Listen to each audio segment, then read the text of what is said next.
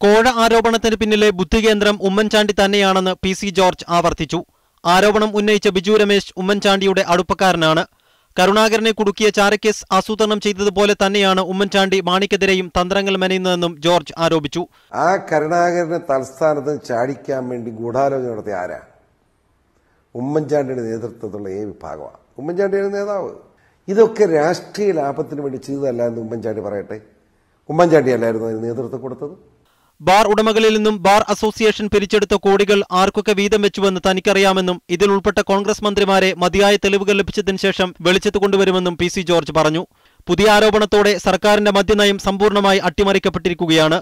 കോഴക്കളിക്ക് പിന്നിലെ ഉമ്മൻചാണ്ടിയുടെ പങ്ക് തെളിഞ്ഞാൽ മുന്നണിയിൽ തുടരണമോ എന്ന കാര്യം പാർട്ടി തീരുമാനിക്കേണ്ട കാര്യമാണ്.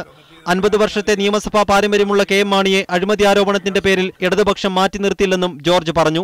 സംസ്ഥാനത്തെ ബീവറേജസ് ഔട്ട്ലെറ്റുകളിൽ വിതരണം ചെയ്യുന്ന മദ്യത്തിന്റെ ബ്രാൻഡ് നിശ്ചയിക്കുന്നതിൽ കോടികളുടെ അഴിമതിയാണ് നടക്കുന്നത്. ഇക്കാര്യം കൂടി അന്വേഷിക്കേണ്ടതാണെന്നും പി.സി. ജോർജ് പറഞ്ഞു. ബാർ കോഡ് ആരോപണത്തിൽ കൂടുതൽ പ്രതികരണങ്ങൾ നടത്തി വിവാദമാക്കേണ്ടതില്ലെന്ന കേരള കോൺഗ്രസ് ഉന്നതാധികാര സമിതി തീരുമാനത്തിന് ശേഷവും നിലപാട് മയപ്പെടുത്താൻ പി.സി. ജോർജ് തയ്യാറായില്ലെന്നത് ശ്രദ്ധേയമാണ്. News desk media 1.